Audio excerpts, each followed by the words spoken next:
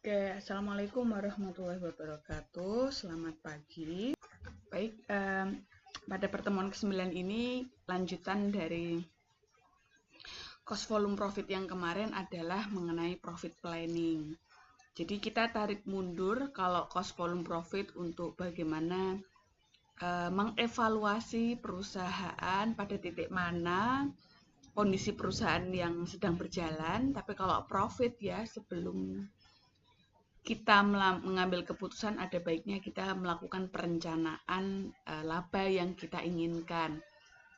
Oke, baik pada perusahaan yang berorientasi pada laba, pasti tujuan utamanya adalah mengenai berapa target laba yang diinginkan dan bagaimana cara untuk mendapatkannya. Nah, bagaimana untuk perusahaan yang non profit gitu ya. Nah, kalau non profit targetnya adalah pada misalkan pada masyarakat, kalau itu pemerintah gitu ya, atau pada kepuasan pelanggan gitu ya. Jadi apa yang dituju itulah yang direncanakan. Nah, ada 2 buku yang saya acu. Yang pertama buku Financial Accounting yang chapter 21, yang kedua buku Management Accounting yang chapter 9.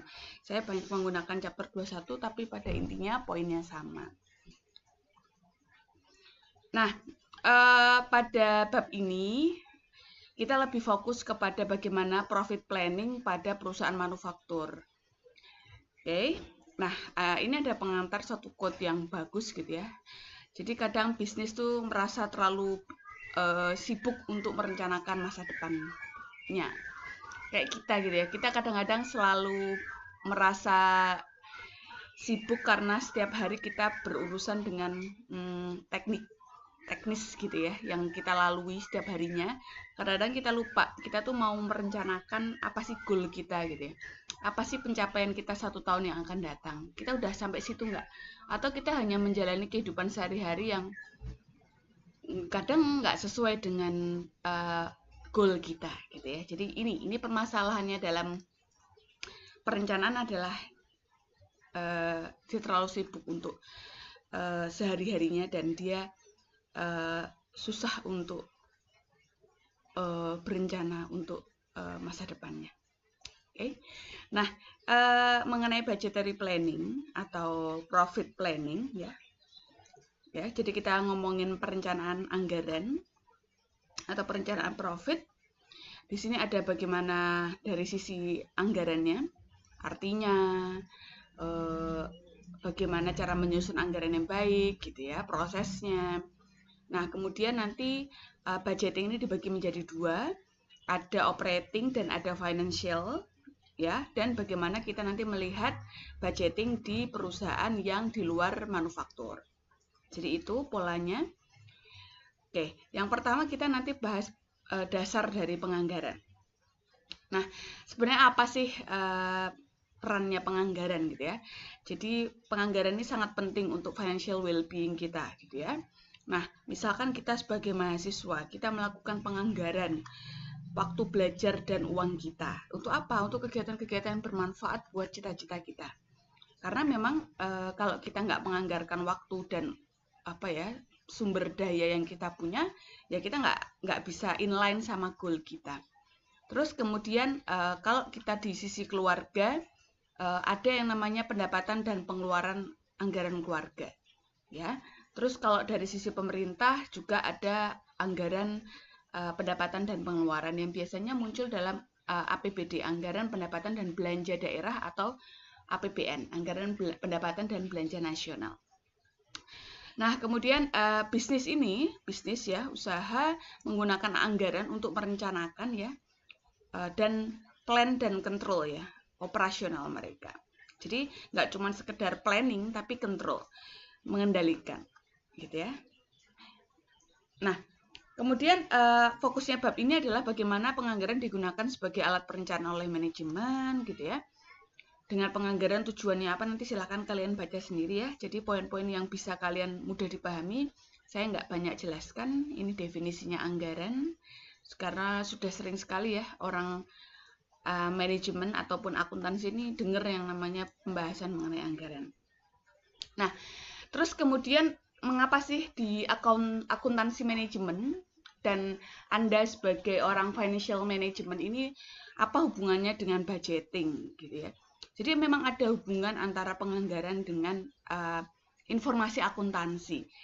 Karena penganggaran ini disusun sebenarnya dari dasar data historis ya, dari dasar data yang ada dan digunakan untuk memproyeksikan anggaran di masa yang akan datang. Karena kita melihat tren, kita melihat peluang gitu ya. Karena kita nggak cuma ngelihat tren aja. Karena kalau ngelihat tren, misalkan kondisi tahun 2020 kayak gini, kita harus mempola lagi strategi kita, peluang kita tuh kayak gimana agar kita tetap berjalan gitu ya. Jadi ini ada beberapa hal yang terkait dengan budgetingnya. Oke. Bagaimana akuntansinya, bagaimana administrasinya, karena anggaran itu nggak cuma sekedar kita ngomongnya kita mau target sekian gitu, tapi di breakdown tujuan utamanya adalah sebenarnya kenapa ada administrasi anggaran, karena agar semua bagian dari komponen organisasi itu mengetahui, dapat melaksanakan tugasnya masing-masing sesuai dengan porsinya, itu sesuai dengan anggaran secara umum dari perusahaan gitu ya intinya. Karena kita butuh yang namanya akuntansi untuk itu. Ini manfaat utamanya. Silahkan Anda baca sendiri. Nanti kalau ada yang bingung silahkan ditanyakan. Oke. Periodenya gitu ya, mostly 1 tahun gitu ya. Bisa disiapkan dalam jangka berapapun, pada kuartalan gitu ya. Karena pada beberapa perusahaan 1 tahun tuh secara gelondongan ya umum, dan pasti dipecah pada beberapa waktu, karena setiap waktu tuh punya pola tersendiri gitu ya, karena ada perusahaan yang trennya seasonnya di bulan apa gitu, itu punya ini sendiri. Oke. Kemudian budgeting proses ya, prosesnya itu kayak gimana, karena prosesnya penganggaran tuh nggak cuma sekedar kita forecast ya, kita meramalkan. Forecast tuh gini, misalkan kayak siapa ya, saya ngambil contoh Indah gitu ya. Indah ini bagian penganggaran misalkan dalam satu kepanitiaan gitu ya. Paling Indah biasanya ngelihat data dari panitiaan tahun sebelumnya gitu ya. Terus Indah memproyeksikan, tapi jangan lupa Indah harus melihat keadaan saat ini. Misalkan kondisi ekonominya, trennya sekarang, misalkan kita mau jualan apa sih di dalam ini, mau jualan kaos, trennya kaos sekarang tuh kayak gimana gitu. Kita kira-kira mau jual kayak gimana. Nah, itu harus pakai studi analisis yang tepat. Artinya secara real, nggak cuma sekedar pakai data historis ya, data informasi akuntansi atau financial di masa yang akan datang. Adanya perubahan harga pokoknya, tenaga kerjanya, dan lain sebagainya. Oke. Nah, bagaimana pola ini di perusahaan kecil biasanya secara informal, di perusahaan besar biasanya secara formal, bahkan ada bagian komite anggaran sendiri atau bagian divisi anggaran tersendiri yang memang bertugas untuk menyusun anggaran dan melakukan kontrol terhadap anggaran. Kenapa? Karena dalam mengevaluasi laporan kita nggak bisa kalau mengevaluasi sejauh mana sih misalkan si A ini kinerjanya baik gitu kalau kita nggak lihat dari sisi anggarannya. Oke. Nah, kemudian penganggaran dan perilaku manusia. Jadi kita melihat dari basic budgeting tadi ada dampak dari penganggaran terhadap pola behaviornya human behavior dalam satu organisasi ya. Kenapa? Karena namanya tadi kita anggaran tujuannya untuk mencapai goalnya perusahaan ya. Nah, tujuannya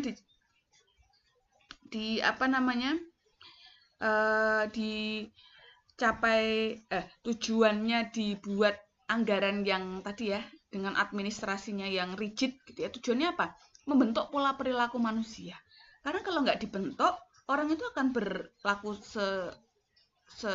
terserah dia sendiri gitu ya. Kayak teman-teman misalkan di dalam keluarga, di rumah, pasti teman-teman dibentuk perilaku sama orang tuanya karena misalkan dikondisikan. Misalkan dalam kondisi COVID kayak gini, orang tua pasti punya rencana. Anak saya baru kelas online, jadi saya harus begini agar begini gitu ya. Jadi membuat rule gitu ya. Nah, itu tujuannya adalah rule yang dibuat dalam satu organisasi, baik teman-teman di dalam rumah gitu ya, sama orang tuanya, atau di dalam kelas dengan dosennya, itu akan membentuk pola perilaku manusia. gitu ya. Nah, maka dari itu apa sebenarnya yang ingin dibentuk daripada anggaran, gitu ya? Karena sebenarnya dari manajer tingkat bawah sampai tingkat atas ini sebenarnya pengen dibentuk pada pola satu tujuan yang sama, gitu ya. Nah, ada dua hal yang berdampak, gitu ya. Ketika anggaran tersebut dapat berjalan dengan baik, maka sebenarnya dari pihak manajer tingkat bawah sampai atas tuh nantinya dari bawah baik gitu ya, akan menginspirasi manajer tingkat kinerja yang lebih tinggi, manajer tingkat atas ke kinerja yang lebih baik gitu ya, saling terinspirasi. Tapi jika dilakukan buruk ya, anggaran dapat menghambat upaya yang dilakukan untuk menurunkan moral manajer. Jadi kenapa? Karena anggaran ini untuk mengevaluasi kinerjanya manajer. Paham ya? Jadi misalnya gini ya, kamu tak kasih deadline. Kamu harus paham materi sampai sekian, tag gitu ya. Kan responmu itu kan berbeda. Misalkan Usamah responnya, wah oke, Bu Isna ada target sekian. Rencananya sampai sekian nih, saya harus achieve. Saya ketika ketemu Bu Isna di sana, saya paham sampai materi sekian, saya paham ujiannya dan sebagainya. Oke, selesai. Ada yang misalkan Satya menganggap lainnya gitu ya. Dia merespon bahwa kok susah banget sih gitu ya. Kenapa sih kita nggak menawar Bu Isna untuk menurunkan targetnya misalkan. Nggak usah sampai situ lah, ini kondisi pandemi. Kita harus chapternya di bawahnya aja. Gitu ya. Jadi mending daripada kita bekerja keras untuk meraih itu, kita turunkan aja deh anggarannya. Wong sama-sama enak, sama-sama tercapai dan kita sama-sama dapat bonus. Gitu lah.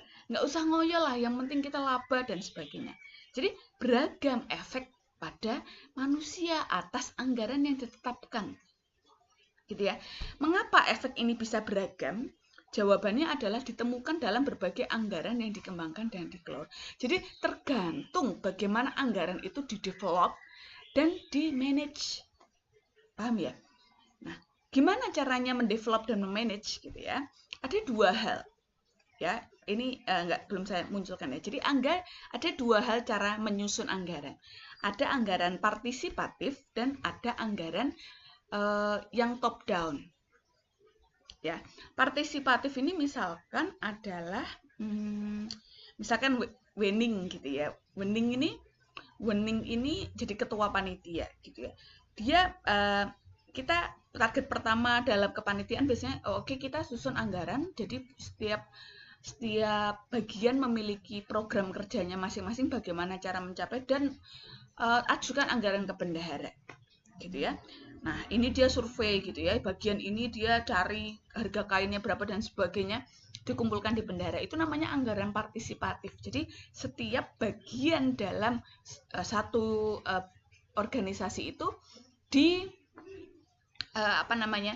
diberi target untuk tahu dan menganggarkan di divisinya masing-masing gitu ya. Dengan harapan mereka lebih tahu lapangan gitu lah. Mereka lebih tahu apa yang menjadi tujuannya mereka.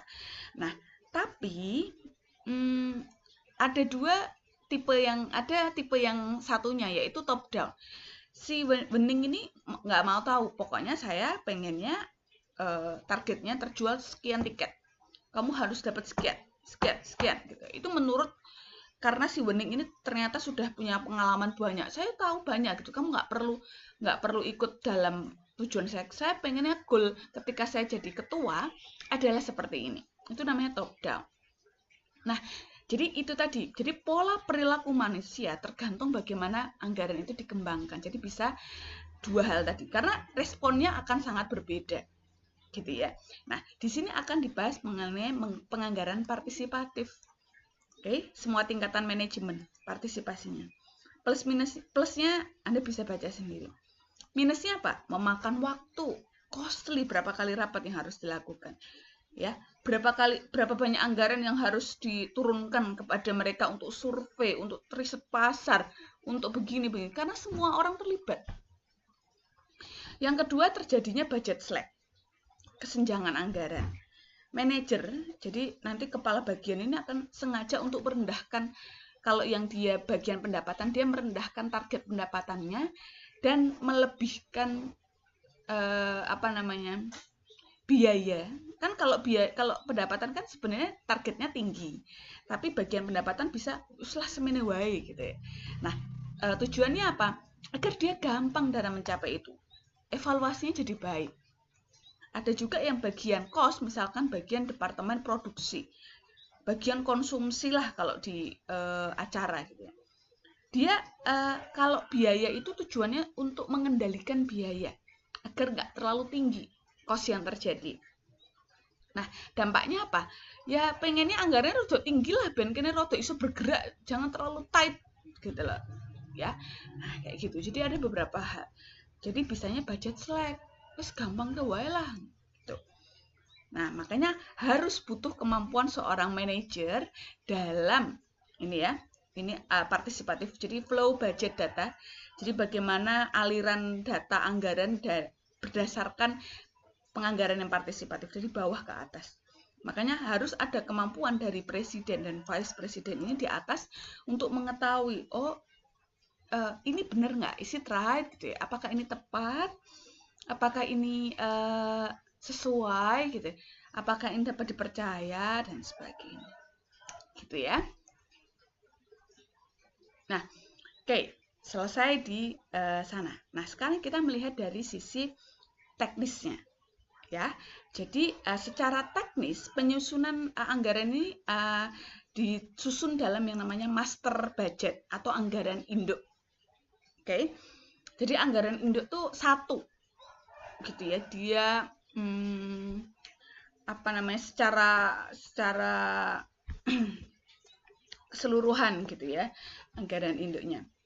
Oke, merupakan tindakan untuk jangka panjang. Nah, ini terdiri dari ada beberapa hal. Ini di perusahaan manufaktur, ada anggaran operasional, operating budget, dan financial budget. Nah, bayangkanlah kalau operasional gampangannya adalah outputnya adalah anggaran yang berupa laba rugi. Berapa target laba operasi yang kita dapatkan. Paham ya? Jadi targetnya berapa pendapatan, berapa biaya, dan berapa profit yang kita dapatkan. Paham? Nah, kalau financial budget, fokusnya itu adalah pada ketika kita sudah laba atau sudah rugi, terus kita mau ngapain, gitu loh. Kan? Jadi biasanya keputusannya mengenai masalah kas, likuiditas kas kita.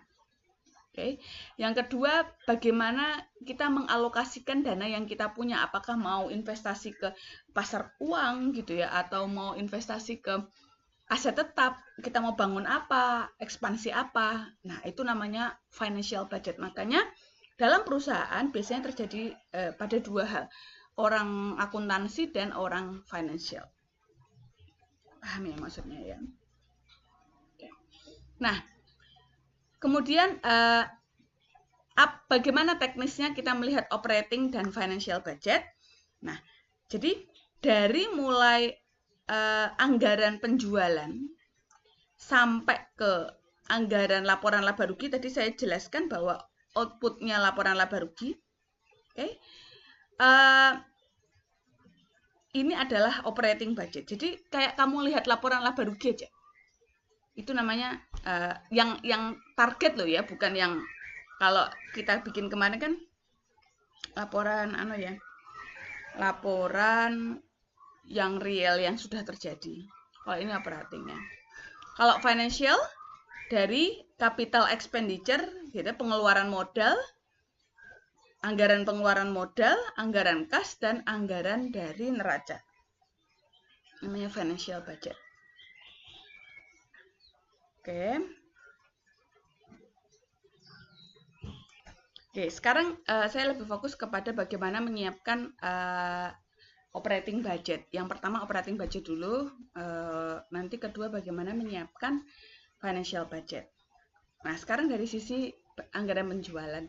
Teman-teman dari manajemen pasti lebih familiar dengan bagaimana menyusun target penjualan. Karena kita nggak cuma sekedar tadi ya, melihat tren historis gitu ya, tapi melihat dari apa namanya tadi ya, kondisi ekonomi saat ini, bagaimana marketingnya, bagaimana harga bahan bakunya dan sebagainya. Jadi intinya kita tahu berapa target yang tepat untuk kuantitas yang mau kita jual tuh targetnya berapa, dan berapa harga yang mau kita tetapkan. Nah, ini juga ada dampaknya. Kenapa kalau sales budget itu terlalu optimis, jadi artinya terlalu tinggi gitu ya. Dampaknya apa gitu ya. Kalau terlalu pesimis juga ada dampaknya gitu ya. Nanti silahkan dibaca. Nah, contohnya begini. Jadi sales budget per tahun tuh ditetapkan 15.000, tapi highest company ini menetapkan per quarter gitu ya, per 3 bulanan, karena setiap quarter memiliki kondisi yang berbeda-beda.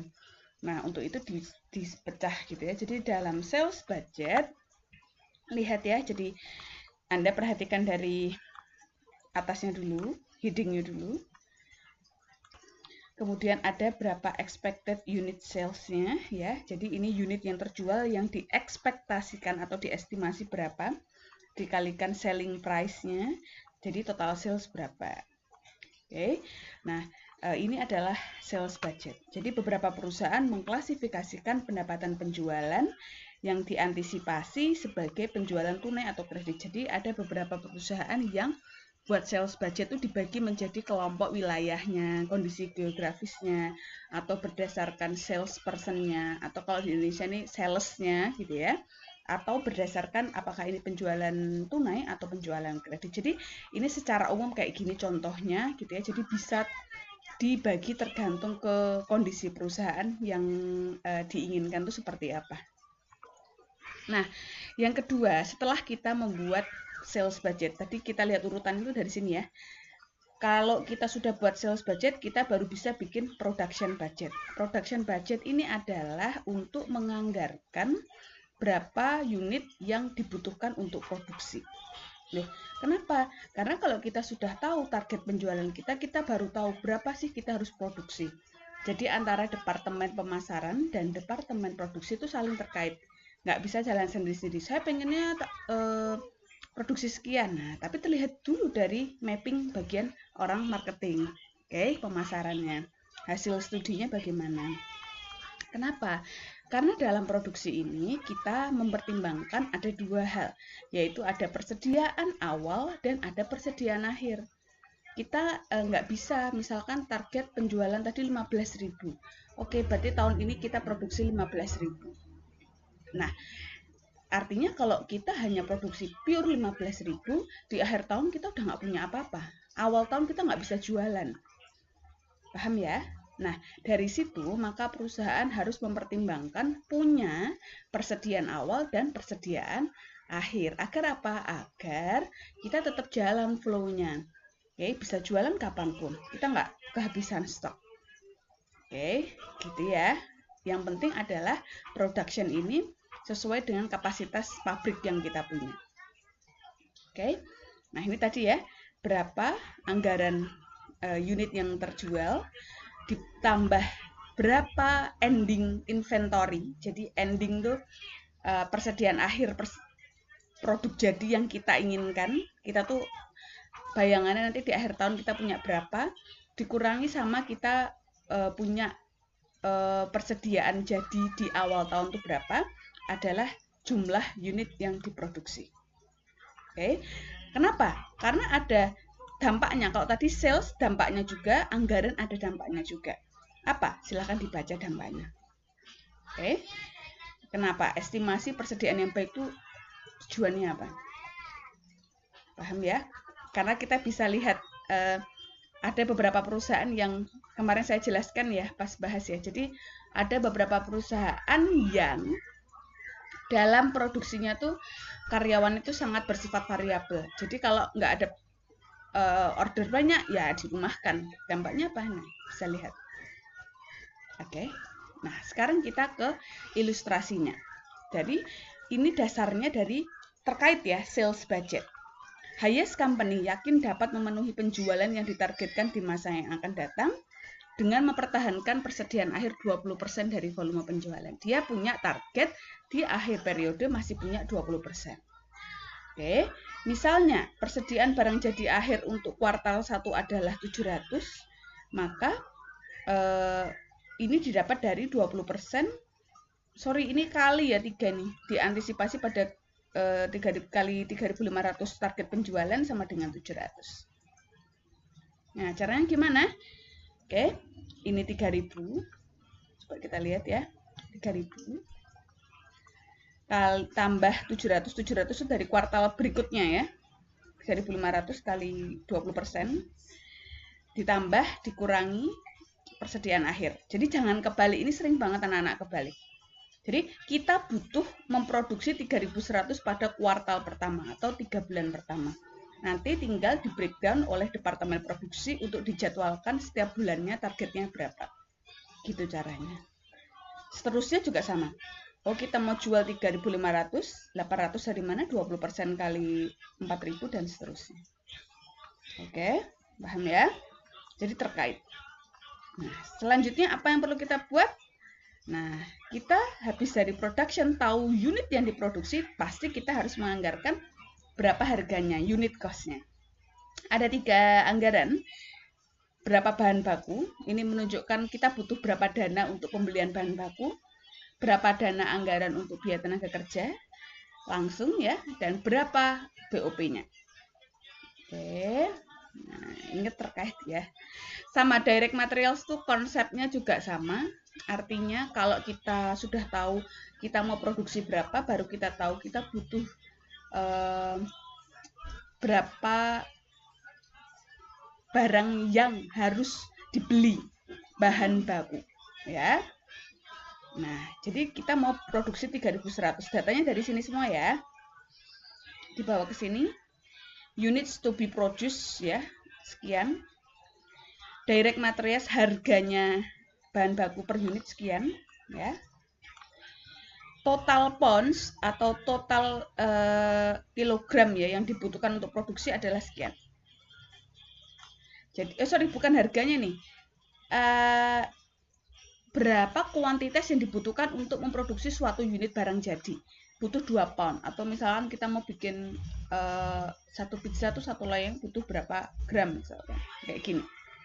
Jadi kita butuh 6.200 pound, tapi kita targetkan di akhir juga masih punya 720, jadi kita butuhnya 6.920. Ternyata di awal masih kita ada persediaan di awal 620. Dari mana? Kita lihat targetnya adalah 10% dari kebutuhan di masa yang akan datang. Berapa kebutuhan di masa yang akan datang? Ini 620 kali 10%. 10% dari 6.200. Oke. Berapa yang dibeli dikurangi ya kali $4. Jadi butuhnya sekian dan seterusnya. Oke, silakan dipahami dulu. Nah, sekarang direct labor. Direct labor itu berapa kebutuhan kita untuk pengeluaran biaya tenaga kerja langsung. Jadi dari berapa unit yang diproduksi dikalikan tarifnya, dikalikan berapa jam kerjanya, dapat totalnya.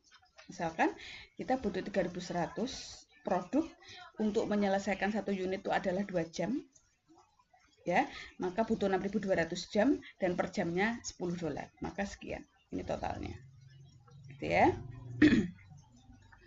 Nah, untuk anggaran overhead, biaya overhead pabrik ini anggaran lain-lain di luar BBB dan BTKL ya. Jadi kayak gini, punya tarif ya, jadi lihat tarifnya dulu ya. Ditentukan tarifnya, bahan pembantu misalkan, biaya tenaga kerja tidak langsungnya per unit berapa, utility-nya berapa, pemeliharaannya berapa, nah ini kayak gini. Oke, dikalikan, nanti dapat sekian. Oke, anggaran biaya penjualan dan administrasi, nah ini di luar biaya produksi, yaitu kita menganggarkan berapa biaya selling dan administrative expense. Nah, ini lebih mudah ya, karena ini targetnya sekian unit, kayak tadi, masih sesuai. Komisinya variabel ya, dilihat dipisahkan antara variabel, jadi kayak contribution margin dan fixed expense. Oke, ini ditetapkan oleh perusahaan. Oke, asumsinya sama. Yang beda adalah di variabel, tergantung berapa yang terjual. Kalau udah lengkap semuanya, baru kita bisa bikin laporan laba rugi. Oke, kayak gini. Ini terkait dari sebelumnya, jadi digabung aja di sini. Oke, itu dulu yang operasi dipahami dulu. Oke, saya minta Anda memahami operasi dulu. Terus yang kedua adalah mempersiapkan anggaran keuangan. Ada 3 cash budget. Jadi cash budget ini anggaran kas ya, yang kita menunjukkan berapa jumlah kas yang harusnya kita punya. Karena uang tunai sangat penting, karena anggaran ini dianggap sebagai anggaran finansial yang paling penting. Ya, ada 3 hal: penerimaan kas, pengeluaran kas, dan pembiayaan. Oke, jadi kayak kita tuh saldo kasnya berapa gitu, jangan sampai kita out of cash gitu. Caranya gimana? Saldo awal, beginning balance, ditambah kas yang diterima, dapatnya total kas yang tersedia, dikurangi pengeluaran kas,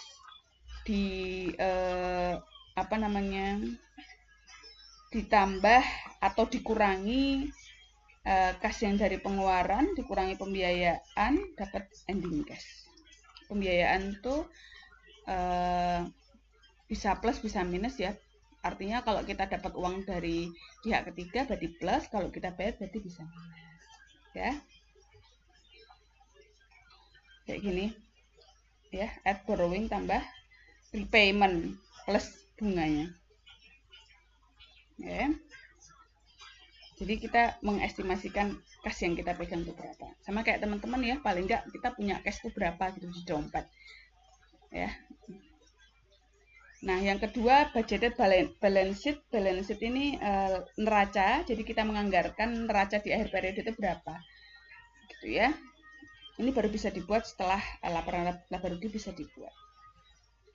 Nah, terus ada beberapa penganggaran di perusahaan non-manufaktur. Nah, misalkan kalau di perusahaan dagang, nah ini gimana nanti silakan Anda bisa pahami di sini.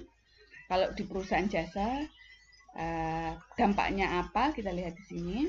Kalau untuk perusahaan yang tidak bertujuan untuk profit, Anda bisa pahami di sini. Nah, sekarang ada beberapa latihan. Karena saya terlambat dalam menyampaikan materi, maka targetnya adalah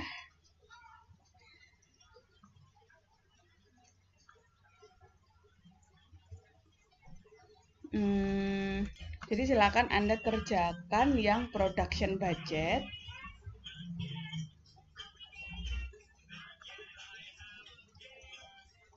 direct materials budget,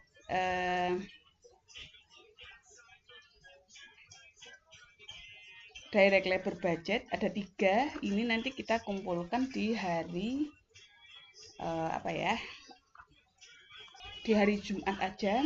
Nanti hari Kamisnya kita materi yang lain atau kita tanya jawab mengenai ini dalam Zoom insya Allah. Target tugasnya nanti hari Jumat atau hari Sabtu, mungkin Sabtu pagi ya, biar pas kalian nggak ada kelas. Jadi mohon maaf atas keterlambatannya materi hari ini. Silahkan dicicil dikerjakan. Kalau materi ini ada yang belum paham, silahkan bisa ditanyakan pada hari Kamis. Terima kasih dan wassalamualaikum warahmatullahi wabarakatuh.